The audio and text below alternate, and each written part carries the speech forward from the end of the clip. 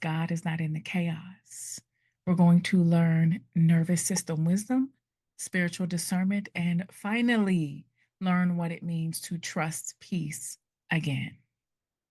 So let's just begin with what I call the breath of belonging, if you're willing, because this is to center yourself, to ground yourself, and to give your nervous system the signal that you're safe. So you can process all of this and process through it and recognize any triggers for what they are. Okay. So if you're willing, close your eyes, place your hand over your heart, or your hand over your heart, or your womb, or both, wherever you feel like you might need to remember that you are still here.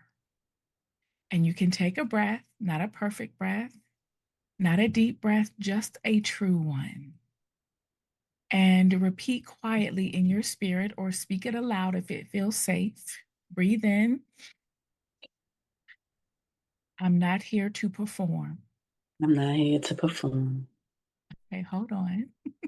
I love it, but we can hear you. Hold on, let me mute. Not mute myself. Thank you. I love it. Hold on just 1 second. I thought I did mute. Okay. Let's take a deep breath in. I'm not here to perform. Breathe out through the mouth. When you breathe in, it's through the nose. When you breathe out, it's through the mouth. Breathe in through the nose. I'm not here to be strong. Breathe out through the mouth. Breathe in through your nose. I'm not here to earn God's presence through pain. Breathe out through the mouth. Breathe in through your nose. I am here to return.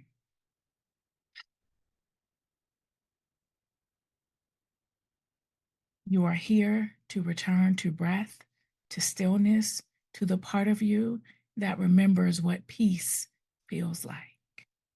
Taking one more deep breath for me through the nose. Hold it. 2, 3, 4. Exhale through the mouth.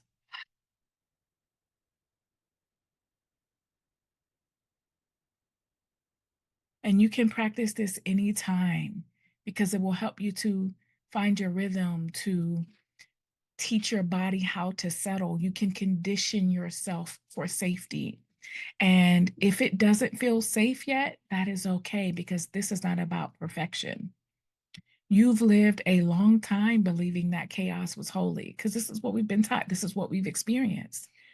And that we've learned that fear was discernment, that urgency meant God was moving, that being exhausted meant you were faithful. But tonight, we ask a different question. What if God is not in the noise? What if God is in the stillness you've been taught to fear? Do you hear me? So let this be a class where your nervous system doesn't have to brace. She doesn't need to. Let this be a moment where your spirit finally exhales. Not because everything is perfect, but because for once you were allowed to just be. Take one more breath. Welcome yourself with the capital S into the room and let the remembering begin. I got a lot to cover. So by the end of this class, you'll understand the link between trauma and spiritual confusion and why your nervous system has been leading, not your intuition. You'll recognize when fear, stress, or urgency are masquerading as divine direction. You will stop confusing emotional turmoil with confirmation from God. You'll feel the difference between spiritual performance and spiritual peace. You'll learn how nervous system dysregulation can distort discernment and that it's not your fault. You can begin to trust the stillness, the rhythm, and ease with spiritual truth, not red flags. Okay? We will identify how chaos has been mistaken for chemistry, passion, and purpose, and to reconnect with your body as a sacred portal for divine clarity, not a battlefield. All right. What you were told was spiritual was actually survival. I call it the spiritual survival map.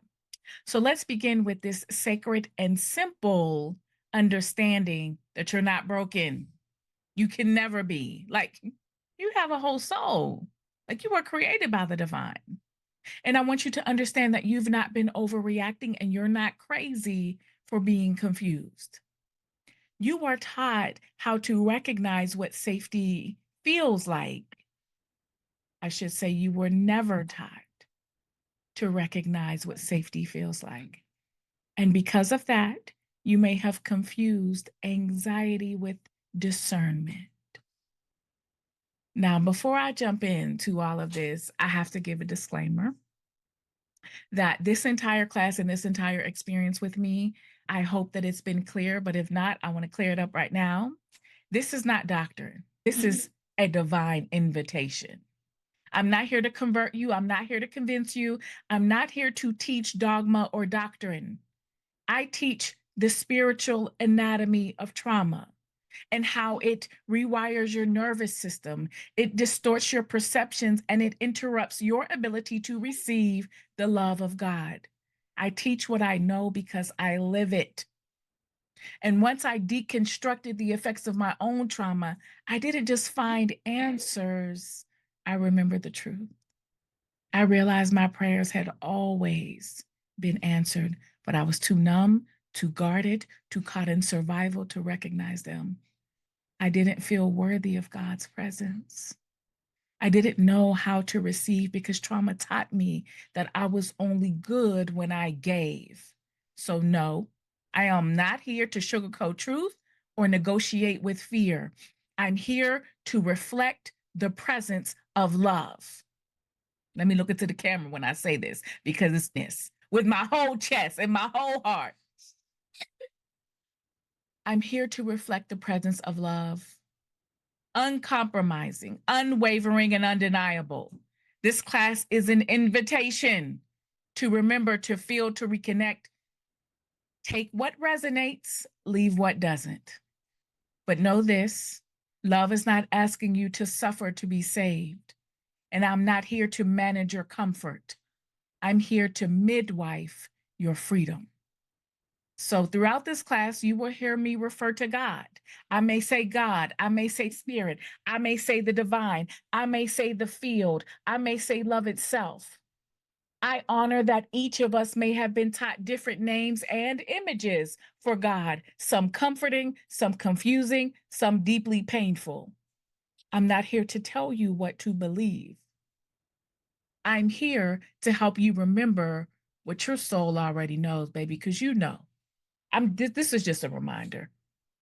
I'm here to reflect that God is not a test for you to pass or a performance that you have to maintain. God is not the fear that raised you. God is not the punishment you endured. God is not the silence that followed your pain. When I say God, I'm talking about the presence of love that has always been within you, even when trauma made it hard to feel. You don't have to believe everything I say. Check in with your own soul because you know the truth. I invite you to stay open to what your body remembers, to what your heart feels, and to what your soul whispers back to you when you calm down, when you're no longer bracing, when you feel peace, when you feel what resonates.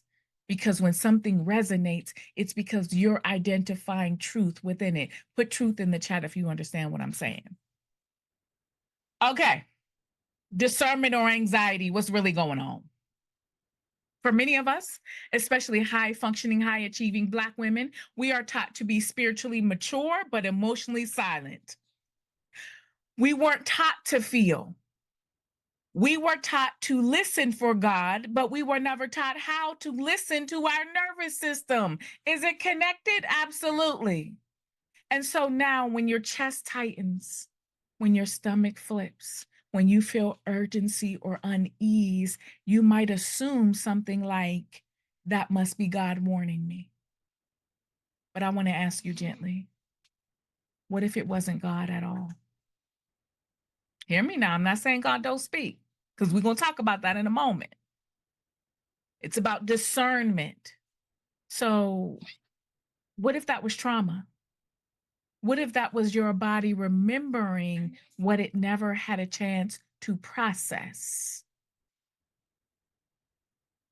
Let's talk about past fear and present clarity. Anxiety is fear from the past. Put past in the chat if you understand, because anxiety is all about trying to control the present by ruminating on the past or trying to control the future. Discernment is clarity in the present. Does this make sense? How you gonna have discernment about something that ain't even really happened yet? You can assume, you can anticipate, you can even intuit, but discernment is clarity right now. What is present is you, and we're going to talk about that too. So here's the thing: if no one ever taught you how to feel safe in the present, you've probably lived most of your life in the past or in the future.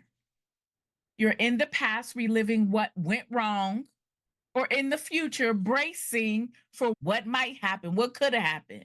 You go through all the multiverses to try to anticipate everything that could go wrong so you can fix it before it even happens, so you can avoid these potential outcomes. So when I say the present, I don't mean the current date, this moment where your breath is. Your nervous system may be in the habit of time traveling, always scanning for danger, even when you're sitting safely in your room. And that's not your fault. It's your survival system trying to love you the only way it knows how, by keeping you guarded, alert, and on edge. But God doesn't speak through panic. God speaks through presence. Make sense? Signs you're confusing anxiety for God. So let's make it real. You might be confusing anxiety for God if you get a sinking feeling and immediately say, "This must be a warning. I knew it was too good to be true." You don't feel peace, but what you're calling peace is actually silence. And silence scares. If we have grown up in environments that were toxic or traumatizing, or we were hurt or abandoned, silence can feel scary. Why? Because whatever trauma, whatever pain, whatever we try to avoid comes up when we're still and when we're silent. It's coming up to be healed. It's not coming up to scare you or punish you. It's coming up so you can process through it. That's what a trigger is. So understand, trauma lives in the body. So when we're triggered, what's being triggered? Is it coming out of nowhere? Is it coming out of the sky? Is it God? It's unprocessed pain. And so what happens is we could be afraid to make a decision. So we keep saying, "I'm just waiting on God." But really, you're terrified of getting it wrong. That's trauma. You might say things like, "Maybe I'm being tested," or "Maybe this is my spiritual assignment," because you've been taught that pain means purpose. But here's the truth: pain is not proof that it's divine. Urgency is not confirmation, and fear is not discernment. Does this make sense? Fear is not discernment. Fear does give you information. And if you are willing to question your fear or understand your fear, you can understand what the pain or the trauma or the concern is behind the fear. But discernment, let's talk about what it actually feels like. Discernment is a calm knowing. Put calm in the chat, because I know all of you have had the experience of knowing what you know. You just knew. And here's the thing with discernment: you may feel some discomfort, especially if the decision is big or scary, but beneath the discomfort, there's still clarity. You can be clear and be uncomfortable. That's another important aspect of learning about yourself and trauma, that you can have multiple feelings at one time. That is very normal.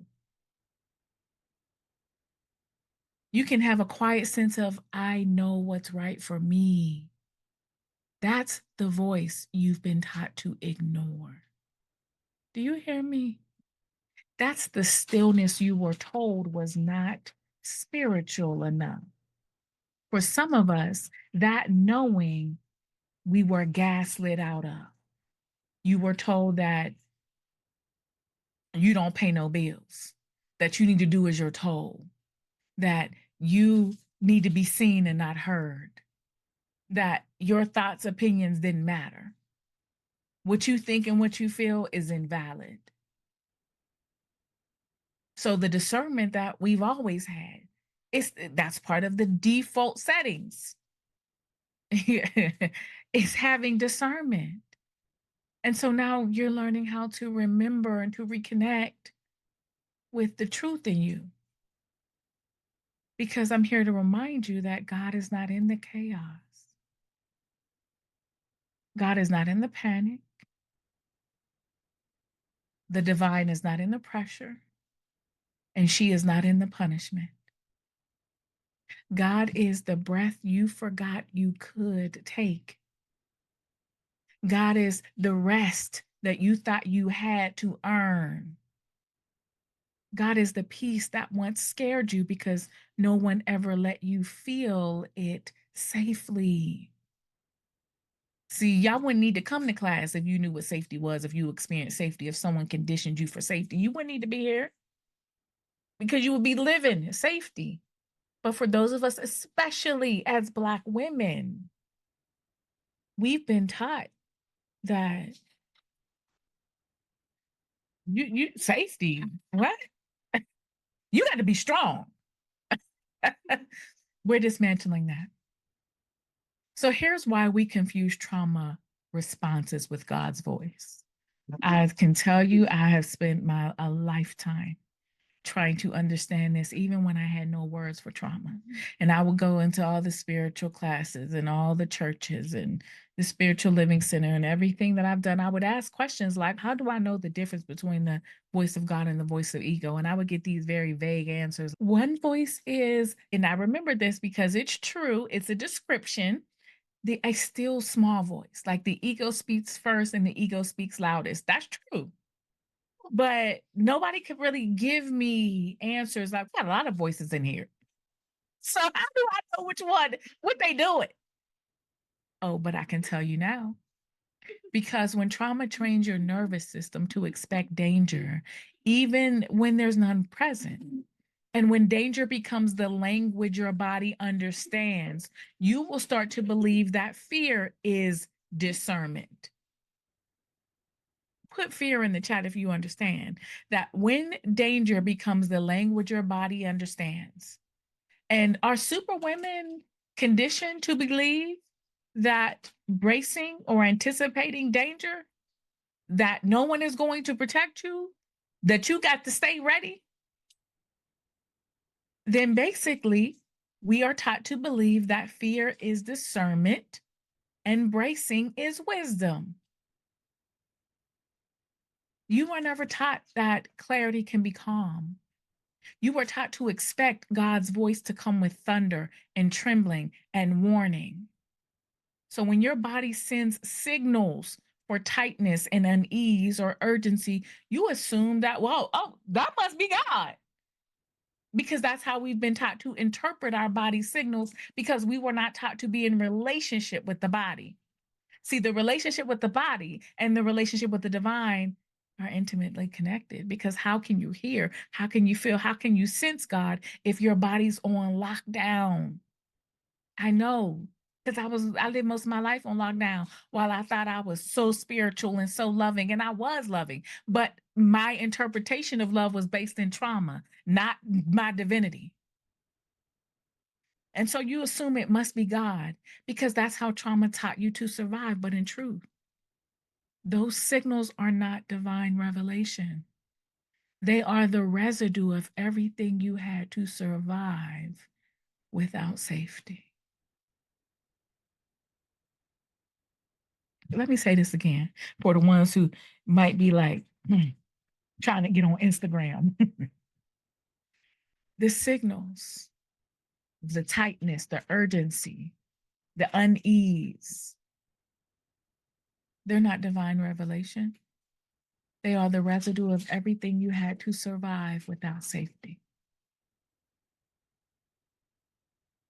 So here's why.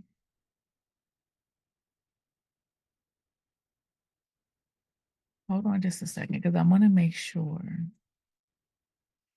I might need to skip around a little bit because I'm always over preparing. Okay. I'm going to put everything in here and I might not be able to get through it, but we are going to flow with it and we'll decide together if we need to take another step. Okay. So here's why God only speaks in the present. Let me say this first. What part of you must be present to hear?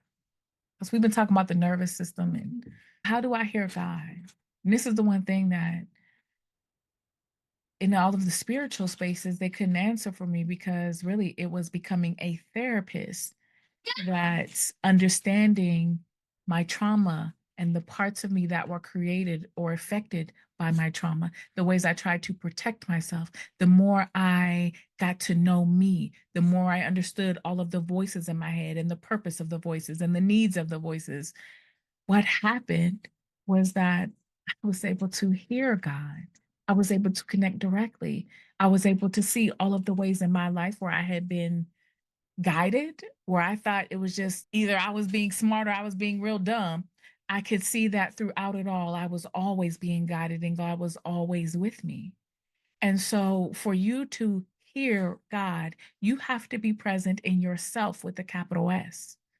And yourself is the essence of you when you're grounded, when you're regulated, meaning your emotions are regulated, when your nervous system is in balance, when you're connected. And being regulated, it does not mean perfect. It's not being healed. Like you don't have to be healed all the way. Like, because being like with no issues means you have to be perfect. And if that's the case, oh Lord, we might be in trouble because we're always growing and expanding and experiencing. But you just have to be here. You have to be present.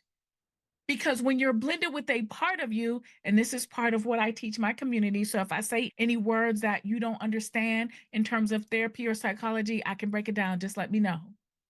So the parts of us that are fearful, that are holding the pain, those are the parts that we call the ego.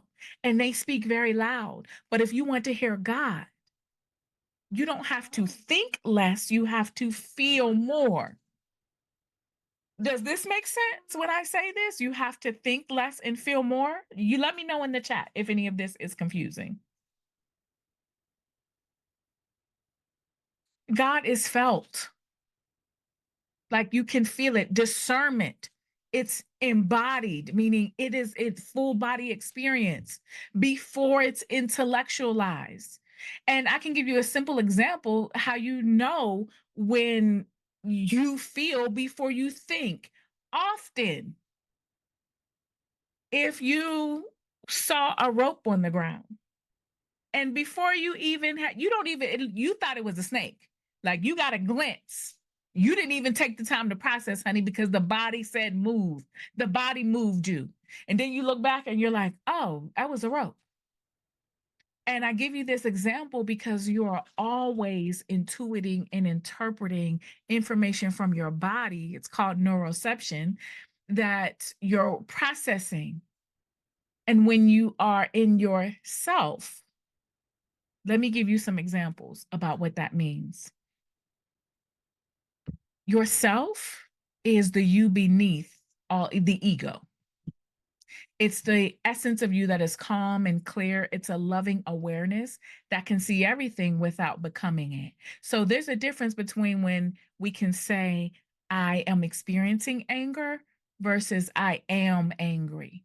Because if I am angry, how do we typically respond? I'm angry. But if we even distance our language, we can observe what's happening more clearly. Like, I am experiencing anger. Think about that in your body. Now, yourself is the essence of you It knows, you know, the essence of you knows when something is true, even when you can't explain why.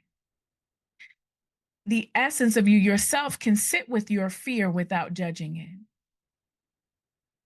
She can love your inner child instead of criticizing her. The truth in you can be curious about your reactions instead of shaming them. Yourself feels like peace in the middle of your pain. Yourself is not performance, it's present. And its presence. Yourself isn't loud, it doesn't rush, it doesn't panic or move, it doesn't push, it holds.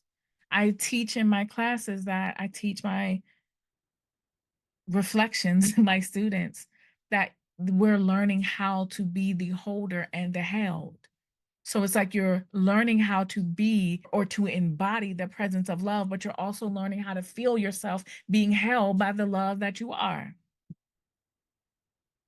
And yourself holds. So you know when you're in yourself. And in the therapy that I teach, there are several. Now, this is not an exhaustive list, but this is to understand that when you're in yourself, you're calm.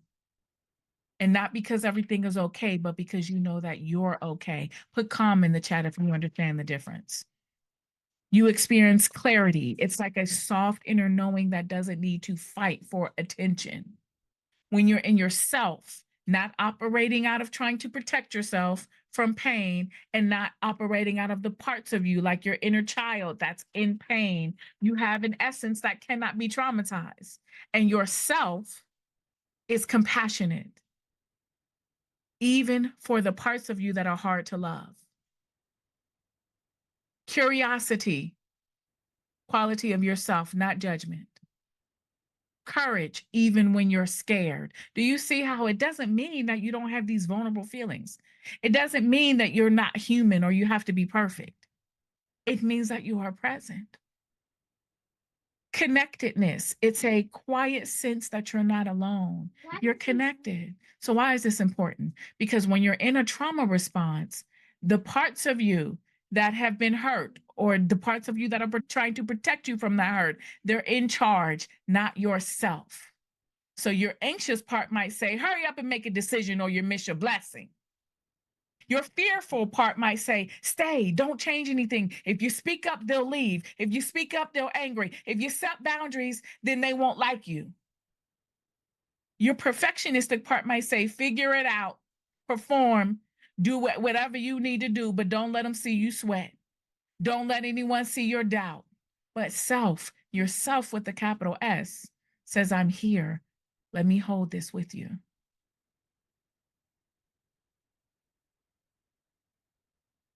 And this is why I always believed, but now I know that spirituality and psychology, they are not distinct from each other. They're intimately connected. I don't really think you can have one without the other. Because when you understand the tools that psychology and therapy give you, you can see that they allow you to be in relationship with yourself, which means you can be in relationship with everyone and everything else, including God. Because God doesn't need your performance, just your presence. And yourself is the essence of you that can actually hear God. Does anyone have any questions about that? Some people done laugh, honey. It might have been too much, but that's okay. Does any of you that's here have any questions about anything that I've just said? So here's how the divine knows when you're present. And I'm telling you this again from experience. I'm not making it up.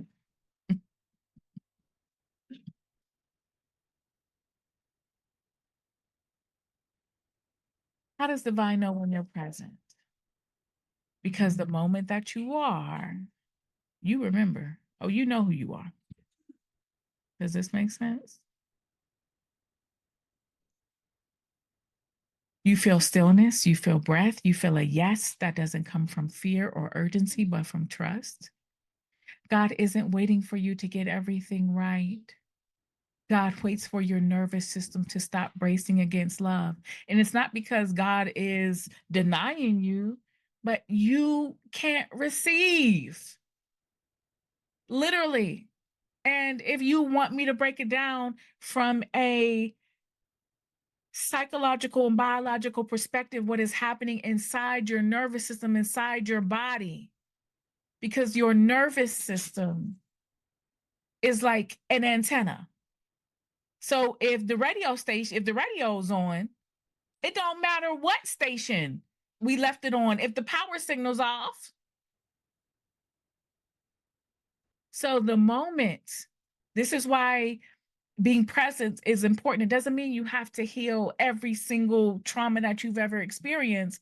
But what happens is, and because it happened to me, when you're not gripping and proving and performing, when you're not hyper vigilant or scanning the room for danger or calculating your next move or trying to earn love from someone else or from everybody else, trying to prove that you're worthy, you everywhere and nowhere all at once. But with it, we start out talking about God is in the present.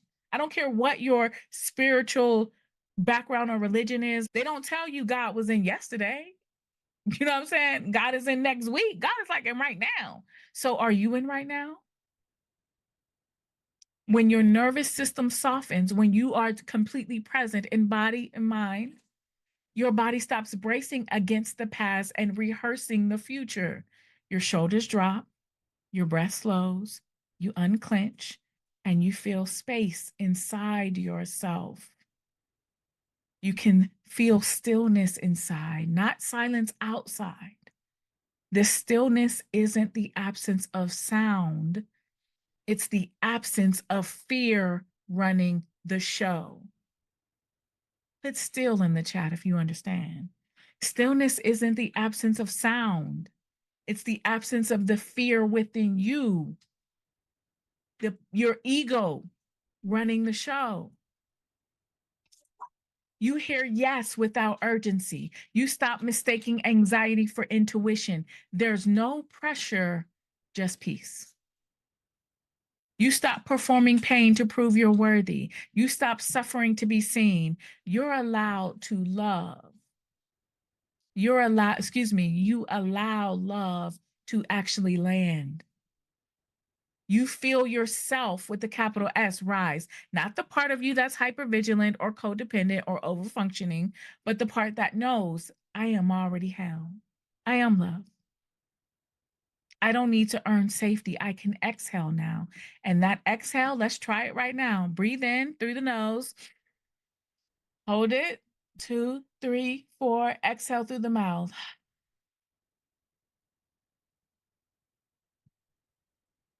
God isn't waiting for your perfection.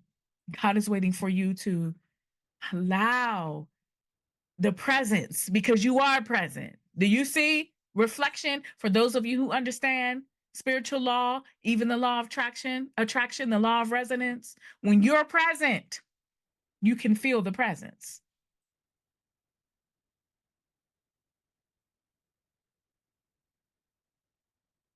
So because God guided me to put some breathing exercises in here because I know we're talking about subjects that can bring up a lot. And I want to honor that.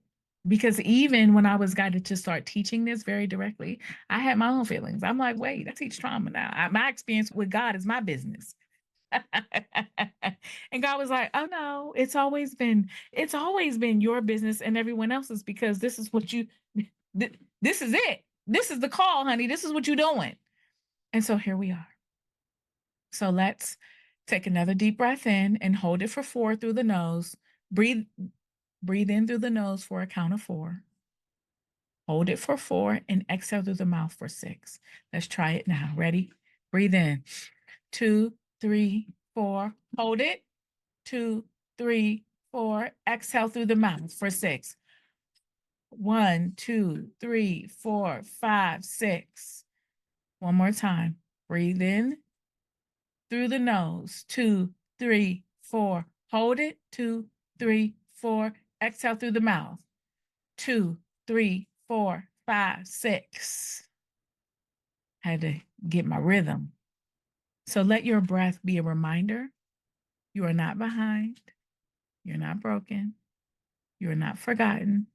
You are here, and here right now is holy. So let's talk about your nervous system. Your nervous system as a spiritual portal. You weren't just raised in a world that misunderstood your body. You were raised in a world that punished it. And when I say you, I mean you as a Black woman. We've been taught that our feelings were too much, that our fear was dismissed, our softness was weaponized, and somewhere along the way, you were taught that being calm meant being careless. Do you hear me? You were taught that being calm meant being careless. That stillness was unsafe. That peace was the silence that came before the storm. I'm working, sweetheart. So now when life gets quiet, you don't rest, you brace. So here's what here's what you call intuition that actually may be the parts of you remembering pain. So let's be clear, I can't say it enough that your trauma is not your fault. It is your responsibility to heal. Be careful, baby, please. Your body is not disobedient. Your nervous system is not working against you. It's working for you. Put 4 in the chat. If you understand your nervous system is working for you based on what you've experienced and what your nervous system remembers, because that's how we protect ourselves. We experience pain, and the whole point is to learn from that.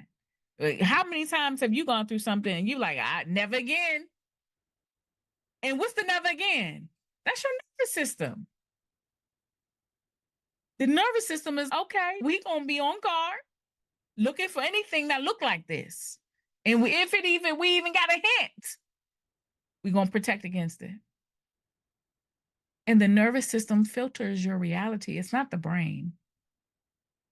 We understand now in terms of trauma research that we thought the brain was doing all the work. Not true. Everything is processed through the nervous system first.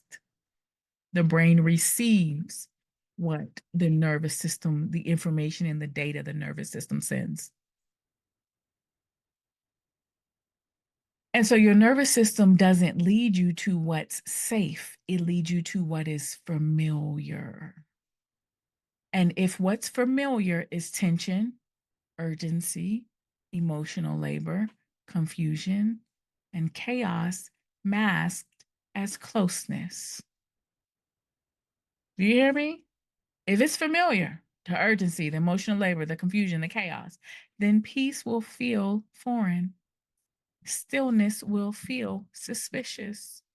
Safety will feel like you're doing something wrong. Does this make sense? And peace can feel like danger.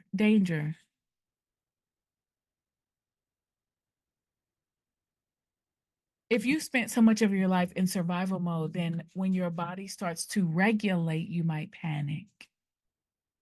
You might ask, why am I feeling this way? Is something wrong? Maybe I shouldn't be this calm. Is something missing? We start looking for something to worry about. Look in the chat. You like, what's happening? Everything okay? Everybody okay?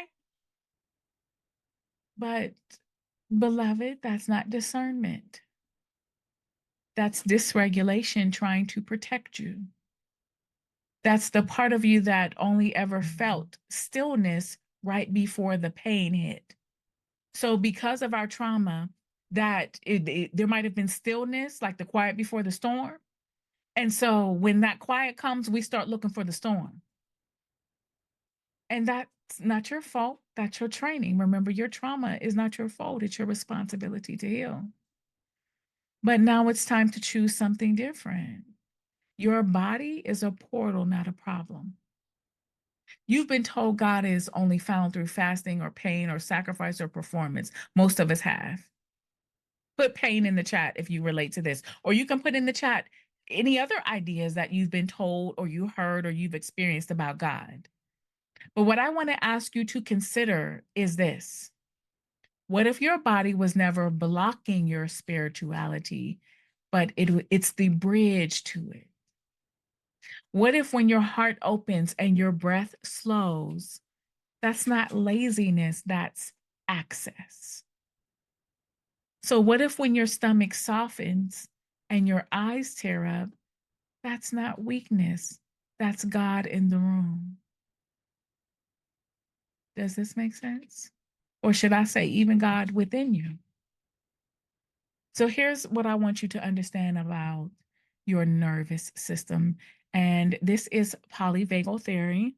And I have taken the class, of course, I have a few years ago to understand what's going on with this nervous system. And I specifically asked this world-renowned neuroscientist about Black women, and he was like, "We don't know. It needs to be studied." That's what he said. We don't know. And I can tell you from working exclusively with Black women and through my own healing, oh, I know now. And I'm going to share some of that with you. Oh, and I should also say, I know now because of my intimate connection to the divine, because I can hear God, because I followed directions and guidance enough, didn't even know what I was doing, that I was able to calm my nervous system. I was able to calm and relax the body and sit with stillness. And I've worked with a lot of my parts. And so here's what I can share with you. The nervous system is, when we look at it, we can look at it like a ladder. And your nervous system is wired with a ladder of responses. So the ventral vagal is safety and connection, and it's where your body feels regulated, calm, and open. This is where discernment lives. This is where you can actually feel peace or safe. The sympathetic nervous system, fight or flight. All of you have put F in the chat, the letter F, because everyone by now, I'm sure, has heard of fight or flight. This is where urgency or panic or overthinking or fixing or overperforming live. It may feel spiritually awake, but it's actually survival. Dorsal vagal is the freeze and collapse, the numbness, where your body shuts down, where everything feels too much, where you disconnect from your voice and your clarity and yourself. So most of us have likely spiritualized all three of these nervous system states. But the true voice of the divine only feels clear when your body feels safe. Not perfect, not numb, not floating in space, just safe enough for you to be present.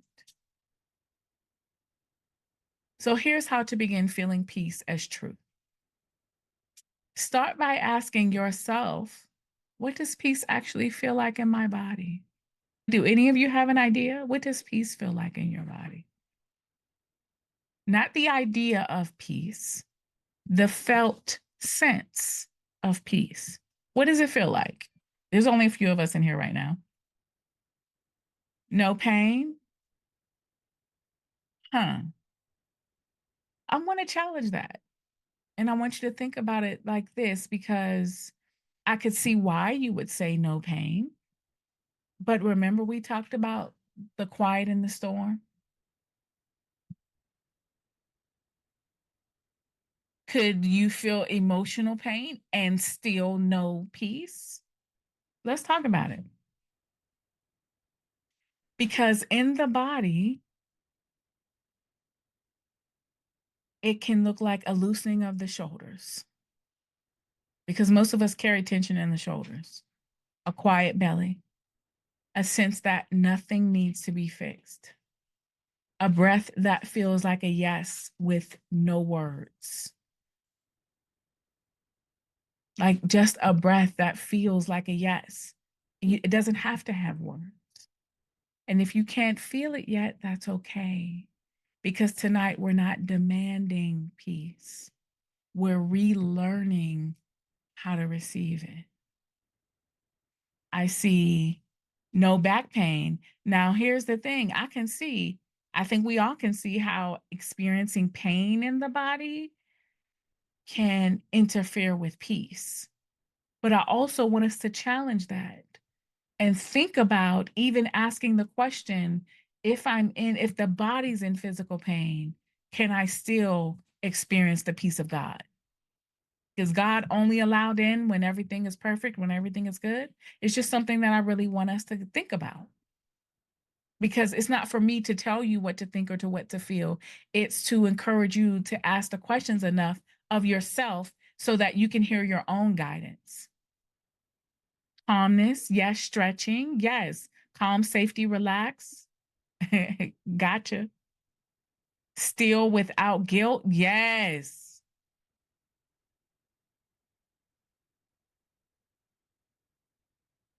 So here's why your body resists peace. Again, not because there's something wrong or because it's broken or a part of you is broken. It's resisting peace because you've never experienced the safety to relax. Stillness was never neutral for you. So it's to understand that stillness, the presence of stillness, not just only being still with the body, but it includes that, but the presence of stillness for us as Black women in our interpersonal trauma, our cultural trauma, our historical trauma, it's not neutral for us. So for us, we have so many experiences and so much conditioning and so many things attached to the experience of stillness, which means that for us, we've learned different interpretations about what it means to be still. And so now we practice teaching your body that rest is not punishment, it's presence. And that's where God can be found when you are present. Doesn't mean everything has to be perfect, doesn't mean you're completely healed. It means that you are present. You can be, the body can have pain without you bracing for pain. Do you see the difference? Because if I'm bracing, I'm anticipating, the nervous system is scanning for danger. I'm in the past or the future. So, what does it mean when the nervous system remembers pain? Your nervous system is the part of you that doesn't just react to the present moment, it responds based on everything you survived. It holds a felt memory of past harm. Even when your mind forgets, it doesn't need a conscious thought or memory to activate. Do you hear me? Put remember in the chat. It remembers the moment you were rejected, the tone of voice that made you shrink, the way your body felt the last time you were betrayed, the stillness right before something happened. It stores that information as threat patterns, threat response patterns. So when something in your environment, even something harmless, it resembles the past. If it resembles the past, your nervous system reacts as if it's happening again. So when something in your environment, even when it's harmless, it means that we can be triggered because a trigger is a reminder of a past painful experience. Your nervous system reacts as if it's happening again. So even your perception of something that happened in the past, your body reacts as if you are under threat right now in the moment. This is called implicit memory. It's not logical, it's somatic, and it's stored in the body, not the narrative. Do you understand? Does this make sense to you? Let me know in the chat. Implicit is stored in the body, not the narrative. So here's some pattern responses to pain. This is how your nervous system remembers pain. It remembers through patterned responses. These are pattern responses: fight response, which we just talked about. And that can look like arguing, defensiveness, proving yourself. Flight response, overthinking, avoidance, rushing to fix. Freeze response, shutting down, numbness, dissociation. Fawn, people pleasing, over accommodating, ignoring your needs. These are learned survival strategies, not personality traits. How many times have we spiritualized these trauma responses? Oh, I just have a servant's heart. Oh, I just give people the benefit of the doubt, not realizing that is a trauma response. People pleasing, over accommodating, ignoring your needs. And even when the threat is no longer present, the pattern remains. And this is why peace feels suspicious. That's why rest feels lazy. That's why clarity feels elusive, because your system was trained to survive, not to feel safe. You cannot hear the voice of God if you're living, breathing, and behaving based on patterns. If you're operating out of survival mode, you're operating out of patterns, and you are either in the past or you are in the future. Does this make sense? And this is why peace can feel suspicious, why rest feels lazy, and that's why clarity feels elusive, because your system was trained to survive and not to feel safe. So here are some signs that your nervous system is remembering pain. How do you know when your nervous system is remembering? How do you know? What does that mean?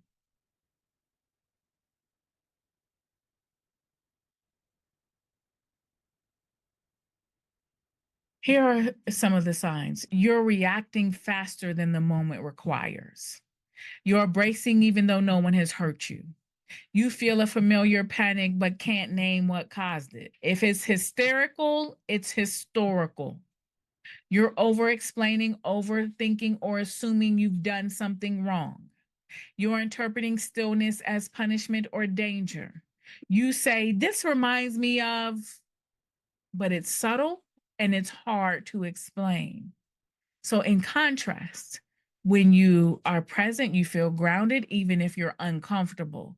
So, you can be present and you can be uncomfortable and you can still be grounded. You can pause, breathe, and feel a choice. You're not rushing to fix or explain. You feel more connected to your voice and intuition. You can hold tension without spiraling. You are aware and not alarmed. And here's how this impacts discernment. If your nervous system is in survival, you will hear fear as intuition. Does this make sense? If you're operating in survival mode, we all hear survival mode, survival mode. I was in survival mode. She was in survival mode. If we're in survival, then you will hear the fear as intuition because you're in protection mode. You will call hypervigilance discernment. You will call avoidance obedience. You will call collapse letting go. These are all nervous system states. But that is not clarity.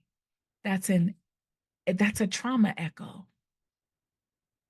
And the danger is when fear speaks first, you'll obey it like it's God.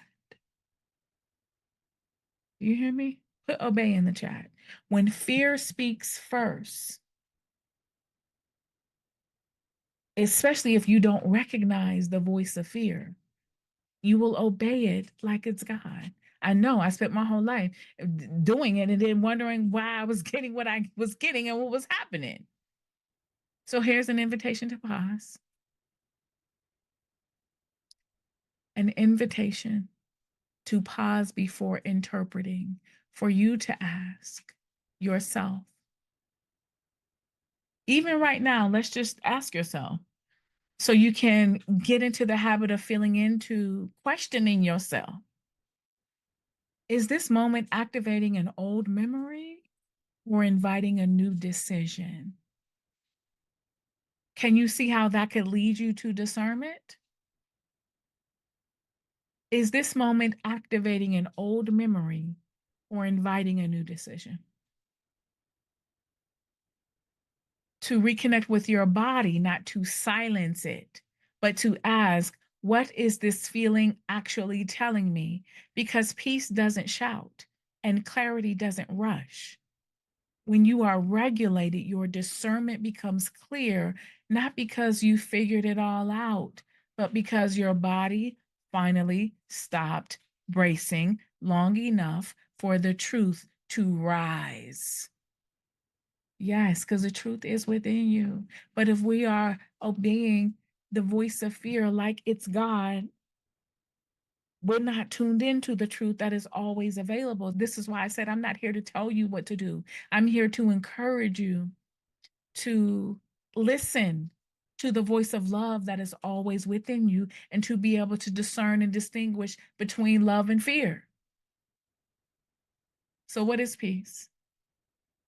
Peace is not the absence of sound or movement or difficulty, it's the presence of coherence. Peace is an internal sense that nothing is fighting within you. No part of you is exiled or silenced or bracing. There is room for truth without panic. There is breath without fear. There is no need to perform your worth, defend your intuition, or hustle for love. Peace is not a reward, it's your natural state beneath all the bracing. Now, let me pull up because I say I'm running out of time, but I got so many slides. Oh my God. Yeah, I got 15 more slides, but we're going to do our best to talk about what's most important because I have, let's go through this. Here's why the body needs to be relaxed to embody peace. Put peace in the chat if you want to know this, if you think it's important. Peace is received, not forced. It's received, it's not forced. We don't make it up. I've had plenty of times where I'm like trying to visualize peace and calm. How many times has it worked to tell someone, you calm down? It doesn't work. Peace is received, not forced. Your nervous system cannot receive the peace if it is still. Your nervous system cannot receive peace if it is still scanning for danger, looping in past pain, defending against imagined rejection, or shutting down to survive.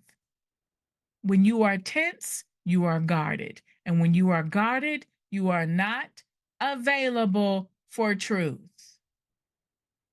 You may hear it, you may want it, but you can't embody it because the body still believes it is in danger. How many times have you, it's much easier to see when we're looking at or thinking about or experiencing someone else. Have you told someone the unadulterated truth and they couldn't receive it? Or even if you remember in your life where you were tense or guarded or being defensive and someone told you the truth and you could not receive it. You couldn't.